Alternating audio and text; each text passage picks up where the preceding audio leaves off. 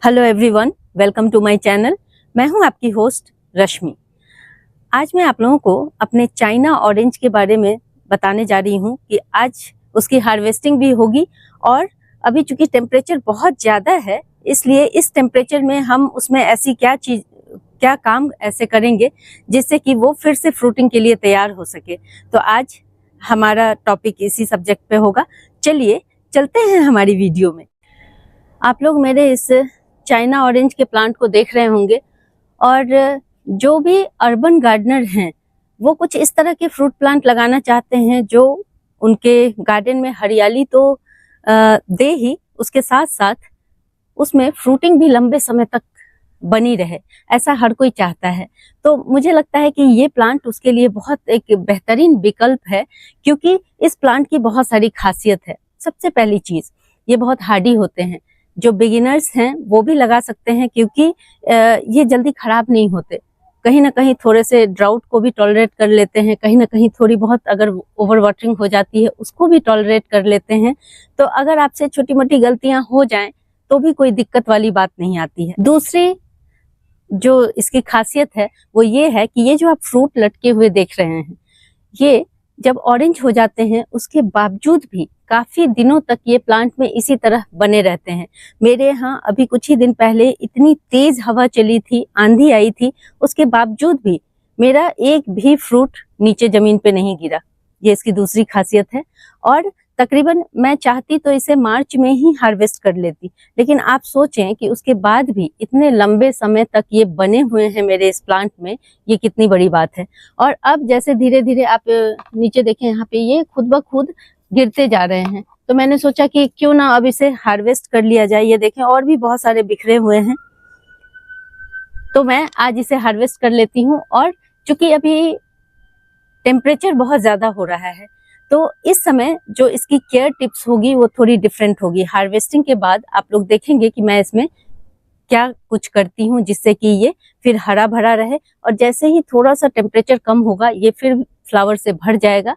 सबसे पहले हम इसकी हार्वेस्टिंग कर लेंगे।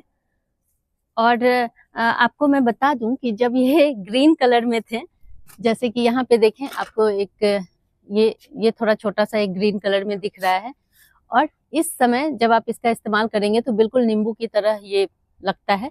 और अभी अभी ये खट्टे होते हैं, लेकिन इनमें ऑरेंज वाली जो खुशबू होती है वो होती है, बहुत अच्छा इसका एसेंस होता है। तो मैं क्या ही कहूँ इसके बारे में। आप बहुत सारी चीजें इसके साथ कर सकते हैं, इसलिए मुझे ये प्लांट बहुत पसंद है।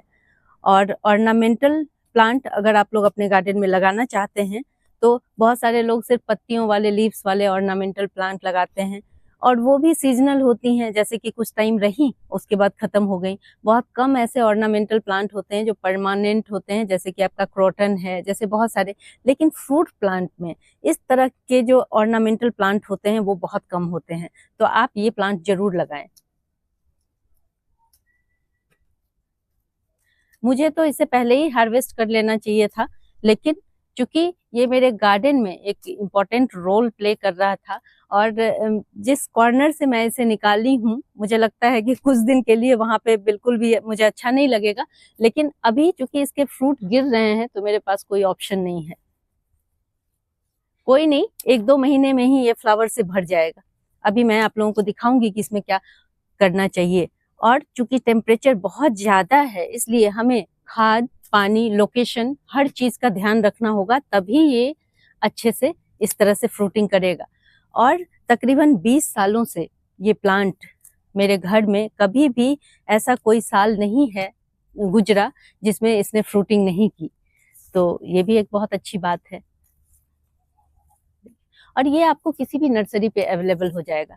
जैसे कि मैं तो जो साइकिल पे लेके चलते हैं प्लांट्स, उनके पास भी मैंने देखा है कि ये प्लांट अवेलेबल है। तो आप कोशिश जरूर करें।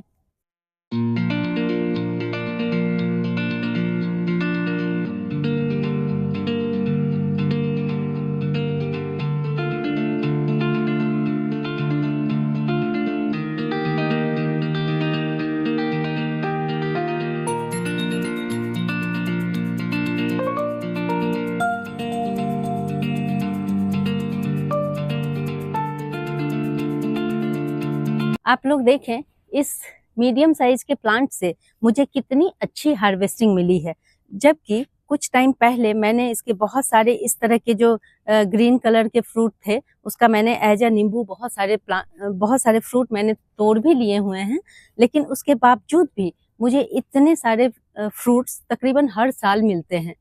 और मजे की बात यह है कि इतनी हैवी फ्रूटिंग के बाद भी मेरा प्लांट, अभी आप लोगों को 1 महीने बाद इसे दिखाऊंगी, फिर से इसमें फ्लावर आ जाएंगे। और अभी मैं वो क्या काम करूंगी इतने ज़्यादा टेम्परेचर में। अगर आप लोगों के यहाँ मॉडरेट टेम्परेचर है तो आप इस समय, जैसे मैंने हार्वेस्टिंग की है, अगर आपके भी प्लांट में इस तरह से नींबू लगे हुए हैं तो आप उसे हार्वेस्ट कर लें। और काउडंग मैन्योर अच्छे से, जो पुरानी वाली 2 साल पुरानी काउडंग मैन्योर है वो अपने प्लांट में डाल दें, या फिर आप वर्मी कंपोस्ट भी डाल सकते हैं। इतना बड़ा अगर आपका प्लांट है, और इसका प्लांटर देख लें आप, प्लांटर करीब 16 इंच का है, इसका बहुत बड़ा प्लांटर नहीं है। 16 इंच में मेरा ये प्लांट इस कदर फ्रूटिंग कर रहा है। तो आप इतने बड़े कंटेनर में और इस प्लांट के अकॉर्डिंग आप तकरीबन 1 केजी के करीब गोबर की खाद डाल सकते हैं। लेकिन जिस जगह, मेरा ये वीडियो बनाने का मकसद ये है कि जिन जगहों में 40 डिग्री से टेम्परेचर एबव हो चुका है, वहाँ पे अगर आप गोबर की खाद डालेंगे और वो सही ढंग से डिकम्पोज आपको ना मिली हो तो इस प्लांट की पत्तियां बर्न होने लगेंगी। फ्लावर तो दूर की बात है, आपको दिक्कत का सामना करना पड़ सकता है। हो सकता है डाईबैक की प्रॉब्लम आ जाए, हो सकता है बहुत सारी परेशानियां आ सकती हैं। तो अभी मैं इसमें कौन सा खाद डाल रही हूँ वो दिखाऊंगी, क्योंकि हार्वेस्टिंग करने के बाद प्लांट को खाद देना बहुत ज़रूरी होता है ताकि वो अपने आप को डेवलप करता रहे और इस गर्मी में अपने आप को सरवाइव भी कर पाए। तो आप यहाँ पे एक खाद देख रहे होंगे, ये मैंने खुद ही बनाई है, और ये मेरे गार्डन की जितनी सूखी पत्तियां इकट्ठी होती हैं उन सब से बनाई है। ये लीफ मोल्ड कहलाता है, लीफ से बनी हुई खाद है। और ये खाद बहुत ठंडी होती है, मतलब कि इस खाद को अगर आप 40 डिग्री से अबव टेम्परेचर में भी डालेंगे तो भी आपके प्लांट को नुकसान नहीं करेगी।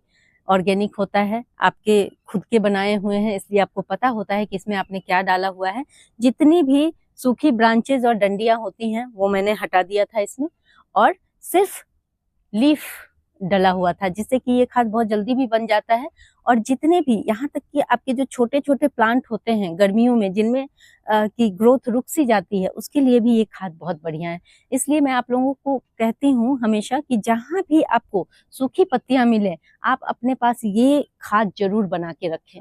और शायद मेरी वीडियोस में भी आपको देखने को मिलेंगी, मेरे चैनल पे मैंने लीफ कंपोस्ट बनाया हुआ है, और इसको बनाना भी बहुत आसान है। तो आप ये अपने पास हमेशा रखें। आज मैं अपने इस प्लांट में सिर्फ और सिर्फ ये लीफ कंपोस्ट डालने जा रही हूँ, क्योंकि और अगर मैं कोई भी इसमें कंपोस्ट डालूं तो हो सकता है कि इतनी गर्मी में इसको नुकसान कर जाए। तो और इसके अलावा देखें, मैंने पिछले बार ये प्लांट मेरा बहुत बड़ा हो गया था, तो मैंने पिछले टाइम इसको प्रून कर दिया था। हर साल आपको प्रून करने की ज़रूरत नहीं है। आप जब देखें कि बहुत ज़्यादा कोई ब्रांच बहुत लेगी हो गए हैं, जैसे आप ऊपर एक ब्रांच देख सकते हैं, वो थोड़ा अलग ही जा रहा है, तो बस मैं उसे कट कर दूंगी। और इसमें जितनी भी सूखी डंडियां हैं मैं सब को निकालने जा रही हूँ, क्योंकि इतनी गर्मी में इसी सूखी हुई डंडियों से डाईबैक की प्रॉब्लम बहुत जल्दी शुरू हो जाती है, फंगस भी लगने लगते हैं। और मैंने देखा है कि जब आप गमले में प्लांट लगाते हैं, जमीन पे प्लांट जब लगे हुए हैं तो कोई दिक्कत नहीं है, अगर ब्रांचेस सूखी हुई हैं तो उतनी प्रॉब्लम नहीं होती है। लेकिन अभी यहाँ पे देखें, मैंने इसमें देखा है बहुत सारी छोटी छोटी सूखी हुई ब्रांचेस हैं। अभी मैं इन सब को निकाल दूंगी। आप लोगों को दिखाने के लिए मैं आपको दिखा देती हूँ कि किस तरह से इसमें भी मुझे दिखाई दे रही हैं। यहाँ पे आप अगर इसे पीछे से देखेंगे तो बहुत सारे ऐसे ब्रांच हैं, और ये बहुत नेचुरल प्रोसीजर है। देखें, आप यहाँ पे एक ये ब्रांच देख रहे होंगे, ये बिल्कुल ही सूखी हुई है। और अगर हम इसे छोड़ देंगे तो क्या होता है कि यहाँ से इसके साथ जो जुड़ी हुई ब्रांचेस हैं ये सब भी धीरे धीरे डाईबैक होने लगेंगी।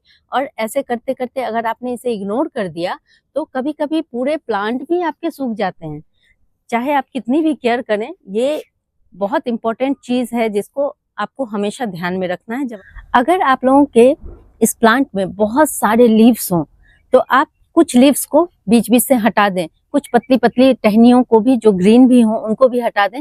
देखें, मेरे इस प्लांट में बहुत ज़्यादा पत्ते नहीं हैं, ताकि हवा का जो सर्कुलेशन है वो बहुत अच्छा बना रहे। अगर आपका प्लांट बहुत घना है तो इस वजह से भी बहुत सारी परेशानियां हो जाती हैं, क्योंकि प्लांट इतना कॉम्पैक्ट हो जाता है कि हवा इसमें से नहीं गुजर पाती हैं। इसका ध्यान रखें। और देखें, सूखी टहनियां मुझे इसमें बहुत सारी नजर आ रही हैं। मैं आप लोगों को दिखाने के लिए थोड़ा सा तोड़ के दिखा दे रही हूँ। इसको हाथों से भी आप तोड़ सकते हैं इस तरह से, और सारी ब्रांचेस निकाल देनी है। अभी मैं सब निकालने लगूंगी तो वीडियो बहुत लंबी हो जाएगी, इसलिए बस ये आप लोगों को दिखाने के लिए है कि आप इस तरह की किसी भी सूखी ब्रांच को ना रहने दें अपने इस प्लांट में। देखें, इस तरह की जितनी भी हैं, भरी पड़ी है मेरे इस प्लांट में, सबको मैं निकाल दूंगी। इसके बाद सबसे पहले अपने इस मिट्टी की गुड़ाई कर लें। और गुड़ाई आपको बहुत ध्यान से करना है, क्योंकि इसकी जो रूट है वो कटनी नहीं चाहिए। कोई और मौसम रहता, मॉनसून का सीजन रहता, तो शायद मैं इसकी डीप गुड़ाई कर देती, जिससे कि इसकी जो फीडर रूट्स हैं वो हल्की हल्की कट जाती हैं, तो बहुत सारी रूट और डेवलप होती हैं और आपका प्लांट और अच्छा हो जाता है। लेकिन अब मैंने ये बात आप लोगों को बोली और आपने बिना सोचे समझे हर टाइम गुड़ाई में इसके रूट को कट कर दिया, तो फिर नुकसान हो जाएगा। तो आप बातों को ध्यान से सुनें और उसी अकॉर्डिंग आप अपने प्लांट की केयर करें। तो अब देखें, ये जो आप खाद देख रहे हैं ये 1 kg से थोड़ा ज्यादा होगा। ये सब मैं इसमें डाल दूंगी। अभी मेरे प्लांट को न्यूट्रिशन की जरूरत है, क्योंकि हार्वेस्टिंग के बाद आपके प्लांट को ग्रोथ करने के लिए ये बहुत इंपॉर्टेंट काम होता है, चाहे आप कोई भी फ्रूट प्लांट लगाए हों। ये देखें, बहुत सुंदर मेरी खाद, ये बहुत बढ़िया बनी हुई है। कभी मौका मिला तो आप लोगों को एक बार और इस तरह की खाद बना के दिखाऊंगी, ताकि आप लोग हमेशा इसका स्टॉक अपने पास रखें। देखें, बस हो गया है और हमें इसकी डीप वाटरिंग कर देनी है। और हाँ, एक चीज और आप लोगों को दिखाऊं। देखें, जब आपका प्लांट बहुत पुराना हो जाता है तो उसकी ट्रंक कितनी मजबूत और कितनी शानदार दिखती हैं। वो देखें मेरे इस नींबू के प्लांट की, और किसी भी फ्रूट प्लांट की जब ये ट्रंक काफी मोटी हो जाती हैं तो आप ये समझिए कि उसमें फ्रूट बेयर करने की जो क्षमता है वो बहुत बढ़ जाती है, और जितने न्यूट्रिएंट्स होते हैं इन्हीं ट्रंक्स में स्टोर होते हैं, जिससे कि प्लांट को न्यूट्रिशन प्रोवाइड होता रहता है। अगर आप लोगों को मेरी ये वीडियो पसंद आती है तो प्लीज इसे लाइक, शेयर एंड सब्सक्राइब करना ना भूलें। बेल बटन को जरूर दबाएं। Live nature, love nature. Thank you.